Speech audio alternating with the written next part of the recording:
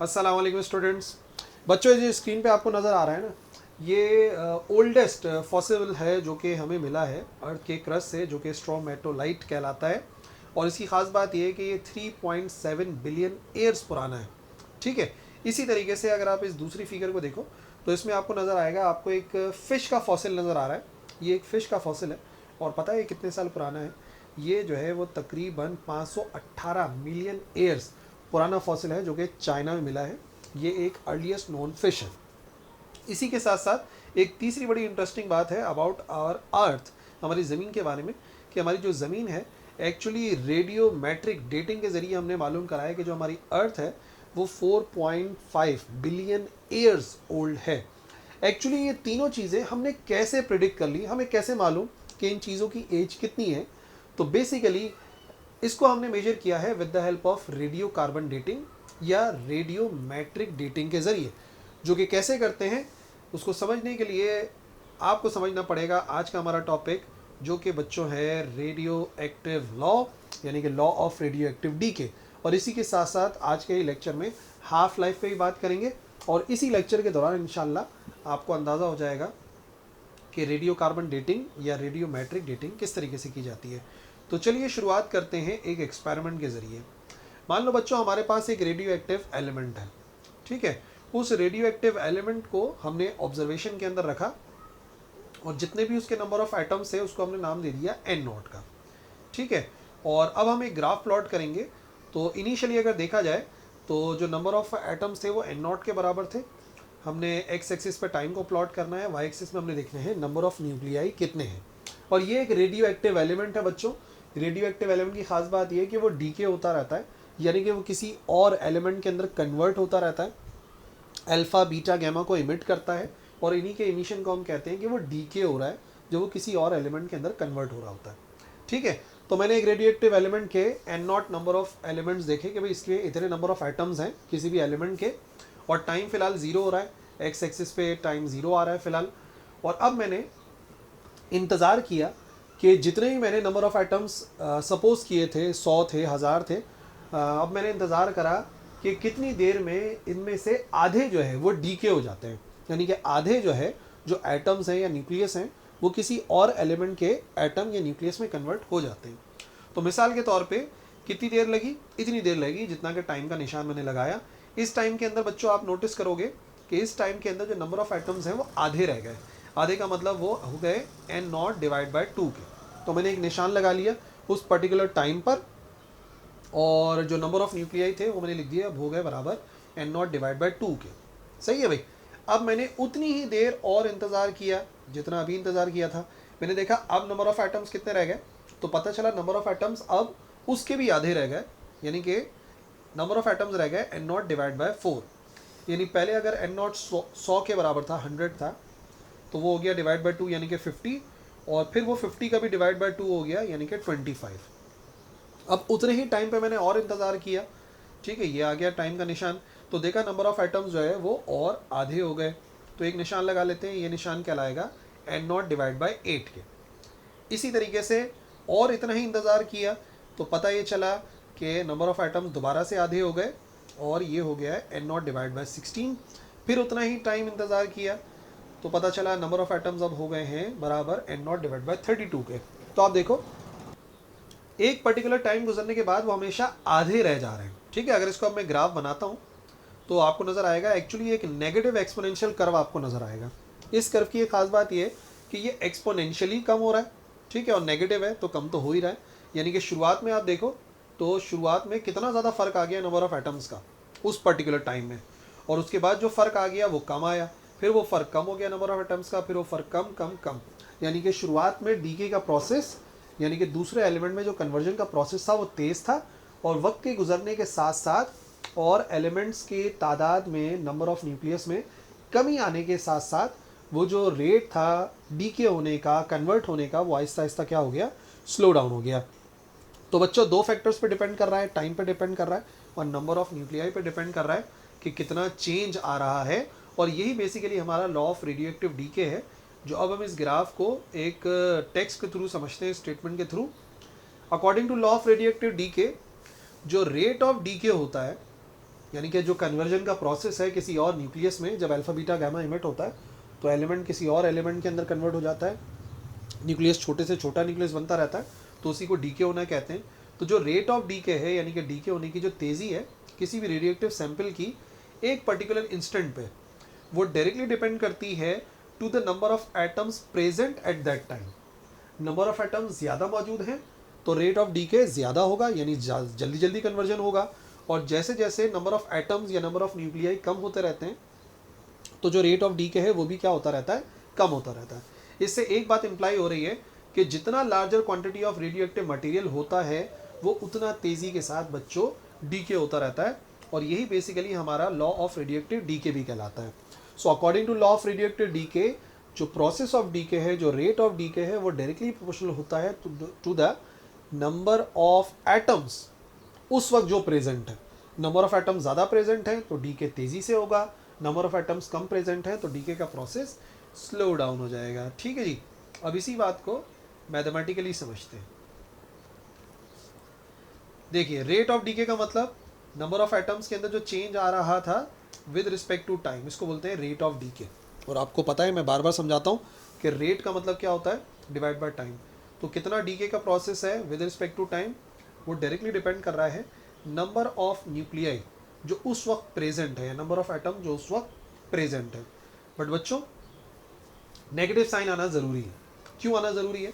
देखो, वैसे प्रोपोर्शनल का मतलब क्या होता है कि ये वाली चीज़ बढ़ती है राइट साइड वाली तो लेफ्ट वाली बढ़ती है, ठीक है, और राइट वाली कम होती है तो लेफ्ट वाली कम हो जाती है। बट यहाँ पर एक बात कंफर्म है, जो हमारा नेगेटिव साइन शो करेगा, negative sign shows that n is always decreasing। ठीक है, नेगेटिव साइन लगा के हमने ये बात जाहिर कर दिया कि वक्त के साथ साथ जो नंबर ऑफ़ न्यूक्लियाई हैं बच्चे वो कम ही होने, ऐसा नहीं हो सकता कि नंबर ऑफ़ न्यूक्लियाई बढ़ जाएं किसी भी एलिमेंट के। अगर वो डीके होता है तो वो किसी और न्यूक्लियस में, किसी और एटम के अंदर कन्वर्ट होते रहते हैं एलिमेंट के अंदर ना। तो डीके की वजह से नंबर ऑफ़ एटम्स हमेशा कम ही होते हैं। अब प्रोपोर्शनैलिटी का साइन अगर रिमूव करते हैं तो आपको पता है इक्वल का साइन आता है और आता है एक कांस्टेंट। यहाँ आने वाला कांस्टेंट आता है lambda. And what is this constant? Where. ये जो लैम्डा है इसका एक नाम होता है, इसको कहते हैं डीके कांस्टेंट। और बेसिकली यही डिसाइड करता है कि कोई भी एलिमेंट कितना जल्दी जल्दी डीके होता है या कोई भी एलिमेंट कितना आहिस्ता आहिस्ता डीके होता है। सब कुछ इस लैम्डा पे डिपेंड करता है। भाई लैम्डा की वैल्यू ज़्यादा होगी तो आप देखेंगे डीके ज़्यादा होगा, नंबर ऑफ एटम्स के अंदर फ़र्क ज़्यादा आएगा, और जैसे डीके कांस्टेंट कम होगा तो रेट ऑफ डीके भी कम होता रहेगा। अब बार बार मैं वर्ड इस्तेमाल कर रहा हूँ, जो मैं कह रहा हूँ ना, रेट ऑफ डीके, बच्चों इसी को पढ़ते हैं, रेट ऑफ डीके। सही है, तो याद रखना। पता चला सब कुछ समझने के बाद मैं बोले चले आ रहा हूँ रेट ऑफ डीके, और आपको बात ही समझ में नहीं आ रही। अच्छा, इसी इक्वेशन को थोड़ा सा और चेंज करके लिखते हैं, क्योंकि मैं आपको एक बड़ा अहम बात बताने वाला हूँ, वो रेडियो कार्बन डेटिंग के हवाले से। तो अगर आपने डेल्टा एन की वैल्यू को कैलकुलेट करना है तो आ सकता है माइनस लैम्डा एन और डेल्टा टी के बराबर, कि कितना नंबर ऑफ एटम्स के अंदर चेंज आएगा तो वो इन फैक्टर्स पे डिपेंड करता है। डीके कांस्टेंट कितना है, नंबर ऑफ एटम्स अभी कितने प्रेजेंट हैं, और टाइम कितना गुजर रहा है, इसके ऊपर डिपेंड करता है। ठीक है जी। अब इस बात को थोड़ा सा आगे एक्सप्लेन करना है और थोड़ी सी मैथमेटिक्स इस्तेमाल करने वाला हूँ बच्चों। प्री मेडिकल वाले बच्चों से पहले ही जो है माजरत कर रहा हूँ। वजह यह है कि इसको बिना मैथमेटिक्स के आप समझ नहीं सकते। पेपर में लिखो ना लिखो एक अलग बात है, मैं आपको बता दूंगा कितना लिखना है कितना नहीं, लेकिन समझने के लिए थोड़ी सी मैथमेटिक्स हमें जो है वो इस्तेमाल करना ज़रूरी है। यहाँ पे कैलकुलस इस्तेमाल करेंगे बच्चों। कैसे इस्तेमाल होगा? लेट, ये जो डेल्टा एन लिखा हुआ है इसको हम कह सकते हैं, स्मॉल एन को हम डी एन लिख देते हैं। ठीक है, डी एन जो है वो स्मॉल चेंज है। ठीक है, और लैम्डा अपनी जगह पे लिखा हुआ है लैम्डा। एन क्या है? एन को एन से जाहिर कर देंगे, और स्मॉल टाइम गुजरता है तो उसको जाहिर करते हैं डी टी से। और अगर इसको आप रीअरेंज कर लो तो रीअरेंज करके बन सकता है डी एन ओवर एन, और यहाँ पे आ जाएगा माइनस का लैम्डा और डी टी। ठीक है, ये हमारे पास एक इक्वेशन आ गई जो कि एक डिफरेंशियल इक्वेशन लिखी हुई नज़र आ रही है, जिसको हम फर्दर सॉल्व करेंगे आगे। इसी इक्वेशन को अब मैं क्या करूँगा, मैं करूँगा इंटीग्रेटिंग ऑन बोथ साइड्स। ठीक है, इंटीग्रेटिंग ऑन बोथ साइड्स, तो यहाँ पे इंटीग्रेट करेंगे तो लिखा हुआ है डी एन ओवर एन, और यहाँ पर कांस्टेंट को बाहर लिख देते हैं, तो इंटीग्रल आ रहा है डी टी का। सही है, सिर्फ इंटीग्रेशन हमने कर दी दोनों तरफ ना, इधर भी इंटीग्रल आ गया, इधर भी इंटीग्रल आ गया। और कहाँ से कहाँ तक, देखो इनिशियली नंबर ऑफ एटम्स को मैंने एन नॉट के बराबर सपोज किया था, और अभी कितने नंबर ऑफ एटम्स हैं उसको हमने एन से जाहिर किया है। ठीक है, इनिशियली टाइम 0 था ग्राफ के ऊपर, और जिस टाइम पे मालूम करना चाह रहा हूँ नंबर ऑफ एटम्स, उसको हमने जाहिर कर दिया टी से। तो ये लिमिट्स भी मैंने डायरेक्टली लिख दी है, इसी को हम जो है वो सिंप्लीफाई करते हैं। अच्छा, जैसे ही इंटीग्रेट करेंगे बच्चों, तो नीचे का डेरिवेटिव अगर ऊपर लिखा हुआ होता है, तो इंटीग्रेशन की बड़ी सिंपल सी बात यह है कि हम अप्लाई कर देते हैं एल एन को। तो यहाँ पर आ जाएगा एल एन एन, और लिमिट है एन नॉट से लेके एन तक, माइनस का lambda as it is, integral और डी साथ में आ गया, कैंसिल हो गया, सिर्फ इसका आ जाएगा टी, और ये आ जाएगा 0 से लेके टी तक। ठीक है, अब अगर मैं लिमिट्स अप्लाई करता हूँ, अप्लाइंग लिमिट्स, तो लिमिट्स अप्लाई करने का मतलब upper limit minus lower limit लिखा जाता है। ठीक है, upper limit minus lower limit, ये आ गया एल एन एन, और एन नॉट आ गया, और यहाँ पर भी ऐसे ही होगा, ये minus lambda as it is, upper limit minus lower limit.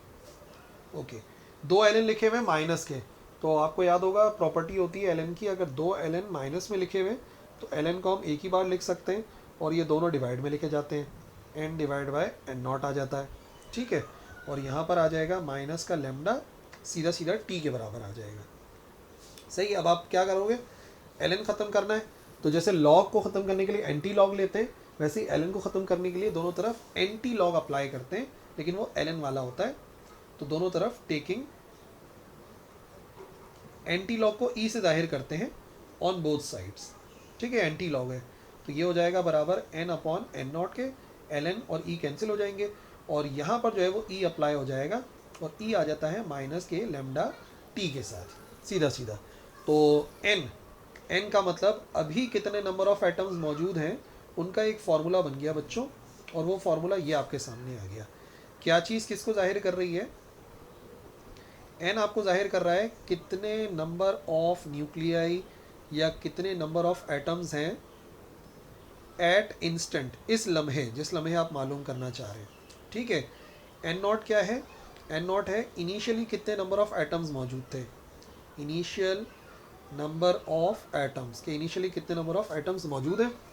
Lambda मैंने आपको बता दिया, लेमडा जाहिर करता है कौन से कांस्टेंट को, ये जाहिर करता है डी के कांस्टेंट को, और इसी तरीके से टी जो है वो तो आपको पता है कितना टाइम गुजरा इसको जाहिर करता है। ठीक है, वो हमने पहले बता दिया था, डेल्टा टी होता है। तो यहाँ पर अब हम क्या कर देंगे, यहाँ पर हम टी की वैल्यू भी लिख देते हैं कि भाई कितना टाइम जो है वो गुजरा है, टाइम ड्यूरेशन। तो अब आप नोट करो, अगर मुझे एन पता हो, एन नॉट पता हो, लेमडा पता हो, तो मैं टी मालूम कर सकता हूँ।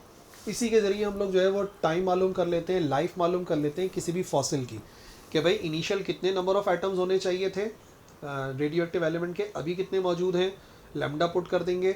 अगर कार्बन से करते हैं, रेडियो कार्बन डेटिंग करते हैं, तो कार्बन की वैल्यू पुट करते हैं, और टाइम को नोट कर लेते हैं।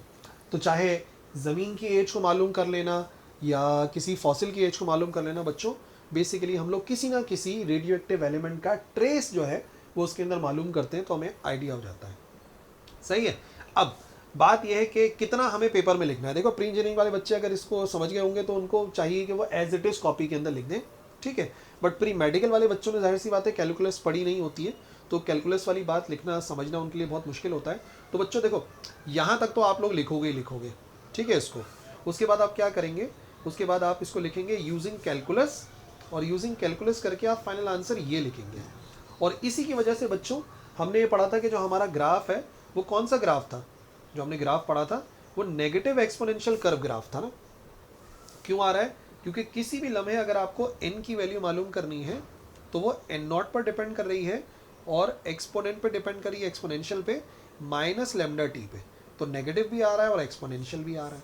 सही है, तो कैलकुलस वाला पार्ट समझने के लिए बहुत इंपॉर्टेंट है, स्पेशली प्री इंजीनियरिंग वाले बच्चे समझ सकते हैं, पर पेपर में वो लिखना ज़रूरी नहीं है, क्योंकि कैलकुलस जाहिर सी बात है इंजीनियरिंग के अंदर तो पढ़ी जाती है, मेडिकल के अंदर नहीं पढ़ी जाती, तो it is not required enough. ठीक है जी, तो आप लोग क्या करोगे, जब आप ये पूरी जो डेरिवेशन है ना, ये अगर समझ में आ सकती है, याद कर सकते हो तो लिखो, अदरवाइज आप इस वाले स्टेप के बाद जो है ना डायरेक्ट बताएंगे कि since this process follows N exponential curve या एक्सपोनेंशियल पैटर्न प्रोसेस, तो डायरेक्टली फिर आप जो है ना ये वाला फॉर्मूला लिख देंगे आखिर में कि एट एनी इंस्टेंट अगर आपको मालूम करना है नंबर ऑफ एटम्स, तो n बराबर हो सकता है n not exponent minus lambda T के बराबर। ठीक है भाई, तो ये ग्राफ भी बिल्कुल प्रूव हो गया कि वाकई जो हमारा प्रोसेस था वो एक एक्सपोनेंशियल प्रोसेस था। अच्छा, अब आप आइए, एक और इम्पॉर्टेंट क्वांटिटी है जो हमें समझनी है, जिसे कहते हैं एक्टिविटी। ये मेजर करना ही बहुत इंपॉर्टेंट होता है। सो एक्टिविटी क्या है? एक्टिविटी को ए से जाहिर करते हैं। ये किसी भी रेडिएक्टिव सैंपल की होती है और ये नंबर ऑफ डिसइंटीग्रेशन होती हैं या नंबर ऑफ डीके होते हैं जो पर यूनिट टाइम हो रहे हैं। यूनिट टाइम के अंदर कितने एटम्स हैं जो डिसइंटीग्रेट हो रहे हैं, कितने एटम्स हैं जो डीके हो रहे हैं, या सादे अल्फाज में कितने नंबर ऑफ एटम्स हैं जो कि कन्वर्ट हो रहे हैं किसी दूसरे एटम के अंदर। जाहिर सी बात है, जब अल्फा बीटा गैमा इमिट करते हैं तो वो किसी और एलिमेंट में, किसी और न्यूक्लियस में कन्वर्ट हो जाते हैं। तो कितने हो रहे हैं उसको एक्टिविटी से जाहिर करते हैं। कैसे मेजर करेंगे एक्टिविटी, अभी समझाते हैं आपको। मैथमेटिकली कैसे लिखेंगे इसको?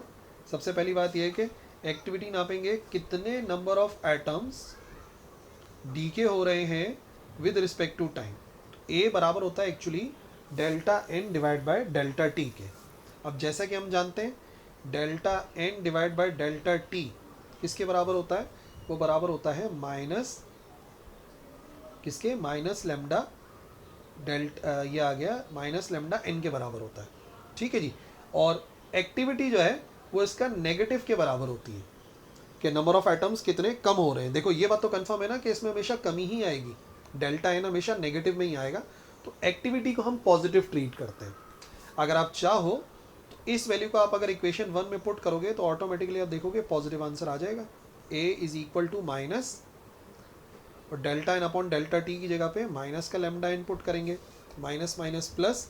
तो जब भी आपको किसी सैंपल की एक्टिविटी मालूम करनी है तो आप सिर्फ क्या करेंगे, उसके डी के कॉन्स्टेंट को मल्टीप्लाई कराएंगे नंबर ऑफ एटम्स जो उस वक्त मौजूद हैं, lambda into number of atom जो उस वक्त मौजूद है, एक्टिविटी आ जाएगी। और जैसे कि हम जानते हैं एक फार्मूला और भी बन सकता है, एन को हमने पढ़ा, ये बराबर होता है N naught exponential minus lambda T के बराबर। देयरफॉर एक्टिविटी बराबर हो सकती है, लेमडा अपनी जगह पर है, इसकी जगह पर आ जाएगा N naught exponential minus lambda T. ऐसे लिख दो, lambda N naught exponential minus lambda T. अब लेमडा एन ए के बराबर होता है तो लेमडा के साथ एन नॉट आ रहा है इनिशियल, तो इसका मतलब इसकी जगह पे हम लिख सकते हैं A naught exponential minus lambda t. Where नई चीज़ आपके सामने एक ही नज़र आ रही है, what is a not? A not हो जाएगा कि इनिशियल एक्टिविटी कितनी थी, इनिशियल एक्टिविटी ऑफ सैंपल। ठीक है, तो हमें पता लग जाएगा कि अभी फ़िलहाल एक्टिविटी कितनी है, या फिर अगर अभी की एक्टिविटी पता है, इनिशियल पता है लेमडा उस एलिमेंट का आपको पता है डी के कांस्टेंट, तो आप टी कैलकुलेट कर लेंगे। दोबारा मैंने आपको बताया किस तरीके से हम किसी भी चीज़ की लाइफ को कैलकुलेट कर सकते हैं कि भाई उस फॉसिल की लाइफ कितनी है, उसकी कितनी एज है। ये सब हम जो है वो इसी एक्टिविटी या लॉ ऑफ रेडियोएक्टिव डीके की मदद से समझ सकते हैं। सही है, तो एक्टिविटी का मतलब हो गया कि कितने नंबर ऑफ आइटम्स डिसइंटीग्रेट हो रहे हैं विद रिस्पेक्ट टू टाइम, जो कि बराबर होता है delta N divide by delta T के, which is positive value. So वो होता है रेट ऑफ डीके के नेगेटिव के बराबर। तो in the end minus minus plus हो ही जाता है। सही है। अब आइए हाफ लाइफ समझते हैं, half life of radioactive element. काफ़ी कॉन्सेप्ट मैंने आपको दे दिया है। हाफ लाइफ किसी भी रेडियोएक्टिव सब्सटेंस का वो टाइम है जिस टाइम के अंदर half of the initial amount of substance decay हो जाते हैं। सही है, या फिर वो ट्रांसफॉर्म हो जाते हैं किसी दूसरे एलिमेंट में। एक ही चीज़ को बताने के दो तरीके हैं, आधे एटम्स या आधा सब्सटेंस ट्रांसफॉर्म हो जाए दूसरे एलिमेंट में तो उस गुजरते हुए वक्त को हाफ लाइफ कहते हैं। और ये हमें मेजरमेंट बताता है किसी भी एटम की स्टेबिलिटी की। ठीक है, और ये भी बता देता है कि किस रेट के ऊपर वो अपनी रेडियो एक्टिविटी को लूज करेगा। बच्चों, जिस चीज़ की हाफ लाइफ जितनी ज़्यादा होती है, यानी जितने ज़्यादा हाफ लाइफ है, आधा होने में वो जितना ज़्यादा वक्त लेता है, इसका मतलब ये उतना ही ज़्यादा स्टेबल रेडियो एक्टिव एलिमेंट है। और वो रेडियो एक्टिव एलिमेंट जिनकी हाफ लाइफ कम होती है, मतलब वो जल्दी जल्दी डीके होते हैं, तो उनकी स्टेबिलिटी कम हो जाती है। देखो उसी ग्राफ को दोबारा समझते हैं। इस ग्राफ के अंदर लेट से जब मैंने एक्सपेरिमेंट को स्टार्ट किया था तो मेरे पास जो एटम्स थे वो 64 थे। सही है, या चलो 32 थे, मैंने 32 बनाए हुए, 32 एटम्स थे उस सब्सटेंस के। अब जब वो अपनी आधी लाइफ गुजार देगा, यानी कि हाफ लाइफ गुजार देगा, तो इसमें से आधे जो है वो किसी और एलिमेंट में कन्वर्ट हो चुके होंगे, ऐसा कुछ हो जाएगा, आधे किसी और एलिमेंट के अंदर कन्वर्ट हो गए। फिर जब वो दोबारा से हाफ लाइफ गुजार देगा अपनी, तो अब इनमें से आधे कन्वर्ट हो जाएंगे। सही है, पहले 32 में से 16 कन्वर्ट हो गए थे, अब बाकी कितने बचे, 16 बचे ना, तो 16 में से कितने कन्वर्ट हो जाएंगे, 8 कन्वर्ट हो जाएंगे। अब 8 रह गए, अब 8 रह गए हैं, तो जैसे ये हाफ लाइफ गुजारेगा तो इन 8 में से आधे कन्वर्ट हो जाएंगे। आधे कन्वर्ट होने का मतलब 4, और फिर आधे कन्वर्ट होने का मतलब 2। तो ये है मतलब हाफ लाइफ का, कि जैसे ही वो हाफ लाइफ गुजर जाती है तो जो एलिमेंट होता है वो अपने आधे जो एलिमेंट हैं जो पहले मौजूद थे, जो एटम्स पहले मौजूद थे, उनको वो डीके कर चुका होता है। पहले 32 थे, जैसे ही हाफ लाइफ गुजरी तो उसमें से आधों को उसने डीके कर दिया, यानी किसी और एलिमेंट में ट्रांसफॉर्म कर दिया, तो 16 ट्रांसफॉर्म हो गए।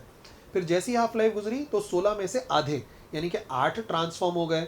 फिर जैसे ही अगली हाफ लाइफ गुजरी तो 8 में से आधे यानी कि 4 ट्रांसफॉर्म हो गए। फिर जैसी हाफ लाइफ गुजरी तो 4 में से आधे यानी कि 2 किसी और एलिमेंट में कन्वर्ट हो गए। यही बेसिकली कॉन्सेप्ट है हाफ लाइफ का, कि एक पर्टिकुलर टाइम के बाद वो एलिमेंट आधा हो जाता है, यानी कि उसके आधे जो एलिमेंट होते हैं वो डीके हो जाते हैं, डिसइंटीग्रेट हो जाते हैं, या ट्रांसफॉर्म हो जाते हैं किसी दूसरे एलिमेंट में। इस वजह से ये डेफिनेशन हमने इस्तेमाल की थी। अब कैसे कैलकुलेट करते हैं हाफ लाइफ को, तो फॉर्मूला बताता हूँ, और फिर वो फार्मूला कहाँ से आया उसकी लॉजिक भी बताता हूँ। और अगेन वो लॉजिक जो है प्री इंजीनियरिंग वाले बच्चे तो समझ जाएंगे, प्री मेडिकल वालों को मुश्किल होगी क्योंकि कैलकुलस नहीं पढ़ा हुआ। हाफ लाइफ मालूम करने के 2 फार्मूले समझ लो। एक तो होता है ln2 डिवाइड बाय डी के कॉन्स्टेंट, ln2 कैलकुलेटर से आप निकाल सकते हैं, डिवाइड बाय 2 कर दो, डिवाइड बाय लैम्डा कर दो, या फिर हाफ लाइफ निकालने के लिए ln2 एक ही मरतबा याद कर लो, 0.693 के बराबर होता है, डिवाइड बाय लैम्डा। और लैम्डा आपको पता है लैम्डा किस चीज़ को जाहिर करता है, लैम्डा इज डी के कॉन्स्टेंट। तो डी के कॉन्स्टेंट हमें बताता है कि कोई चीज़ कितना जल्दी जल्दी डी के होती है, इसके ऊपर डिपेंड करता है। ठीक है ना। अच्छा, आया कहाँ से फॉर्मूला, मैं आपको बताता हूँ। देखो, एक इक्वेशन हमें पता है जो मैंने आपको बताई कि n बराबर होता है n0 exponent minus lambda T के बराबर। अब मैं कह रहा हूँ कि एक पर्टिकुलर टाइम है जिस टाइम के अंदर जो एलिमेंट होते हैं वो एक्चुअल नंबर ऑफ एलिमेंट के आधे हो जाते हैं। तो अगर इस वैल्यू को यहाँ पे पुट करता हूँ, लेट्स से इक्वेशन 1 में, तो ये हो जाएगी n0 डिवाइड बाई 2, यहाँ पर आ जाएगा n0 ऑलरेडी लिखा हुआ है एक्सपोनेंट के साथ, माइनस टी, हाफ लाइफ आ जाएगा तो कैपिटल टी लिख दिया। अभी इसको टी हाफ से जाहिर कर दूंगा, n0 से n0 कैंसिल, ये आ गया 1/2 एक्सपोनेंट माइनस लैम्डा टी लिखा हुआ है। ठीक है, अब यहाँ पर ना रेसिप्रोकल ले लो, यहाँ का रेसिप्रोकल लोगे तो 2 आ जाएगा, और यहाँ का रेसिप्रोकल लोगे तो नेगेटिव खत्म हो जाएगा, ये हो जाएगा e पॉजिटिव लैम्डा टी के साथ आ जाएगा। इधर का भी रेसिप्रोकल हो गया तो इधर का भी हो गया, इधर सिर्फ साइन चेंज हो गई और यहाँ पे मैंने 1/2 का 2 कर दिया। अब आप क्या करो, e को ख़त्म करना है, तो e कब आया था, जब हमने ln को ख़त्म किया था। तो e को ख़त्म करने के लिए यानी एंटी लॉग को ख़त्म करने के लिए अप्लाई करना पड़ेगा ln को, अप्लाइंग नेचुरल लोगैरिथम यानी कि ln ऑन बोथ साइड्स, दोनों तरफ ln को अप्लाई किया तो हो गया ln2, और यहाँ पर क्या हो जाएगा, जैसे ही ln इसके साथ आएगा ln और e कैंसिल होकर लैम्डा t बचेगा। तो t की वैल्यू आ सकती है ln2 डिवाइड बाय लैम्डा, या क्योंकि हाफ लाइफ है तो मैंने कहा कि इसको हम कर सकते हैं t हाफ, ln2 कैलकुलेटर से मालूम कर सकते हो 0.693 आ जाएगा, डिवाइड में लैम्डा आ जाएगा। ठीक है बच्चों, तो बेसिकली आपने तो ये फार्मूला लिखना है, लेकिन डेरिवेशन समझाने के लिए मैंने आपको ये पूरे बता दिया, क्योंकि पता होना चाहिए कि फार्मूला आया कहाँ से, पर पेपर में लिखना ज़रूरी नहीं है, पेपर में आपने सिर्फ ये 2 फार्मूले लिखने हैं। अच्छा, सब कुछ हमने डिस्कस कर लिया सिवाय एक चीज़ के, वही भी आपको बताते चलें, उसका ताल्लुक हमारे एक्टिविटी वाले टॉपिक से। तो आइए एक्टिविटी वाले टॉपिक को दोबारा से बताता हूँ। देखो, एक्टिविटी मेजर करने का एक यूनिट भी है। अगर आपने एक्टिविटी को मेजर करना है तो आपको उसका यूनिट भी पता होना चाहिए। यूनिट कैसे मेजर करेंगे, तो देखो यहाँ पर लिखा हुआ है लैम्डा, ठीक है, और यहाँ पे लिखा हुआ है n, कितने नंबर ऑफ एटम्स डिसइंटीग्रेट हो रहे हैं विद रिस्पेक्ट टू टाइम, तो इसको हम कह देते हैं कितने एटम्स डीके हो रहे हैं डिवाइडेड बाय टाइम यानी कि सेकंड के। तो यूनिट क्या बनना चाहिए, एटम्स डीके पर सेकेंड। लेकिन यही एटम्स डीके पर सेकेंड एक्चुअली बराबर होता है बैक्यूरेल के, जिसने रेडियो एक्टिविटी को डिस्कवर किया था, सही है ना। तो इस वजह से जो है वो बैक्यूरेल से इसको जाहिर करते हैं, यानी कि एक बैक्यूरेल हो जाएगा। इसका मतलब क्या हुआ, एक बैक्यूरेल का मतलब ये है कि एक एटम किसी भी एलिमेंट का डीके हो जाता है, ट्रांसफॉर्म हो जाता है इन 1 सेकेंड, 1 सेकेंड के अंदर, तो उसको बोलते हैं 1 बैक्यूरेल। ठीक है जी। सो ये भी बताना ज़रूरी था, उस वक्त रह गया था जब मैं एक्टिविटी समझा रहा था। तो ये है बच्चों आज का हमारा लेक्चर, जिसमें हम लोगों ने सीखा लॉ ऑफ रेडियोएक्टिव डीके को, और फिर जाना कि हाफ लाइफ क्या है, एक्टिविटी क्या है, काफ़ी कुछ डिस्कस करा। आई होप सारी बातें क्लियर हो गई होंगी, जो लिखना है, जो समझना है, सब कुछ। ठीक है जी। So thank you for watching. अल्लाह हाफिज़।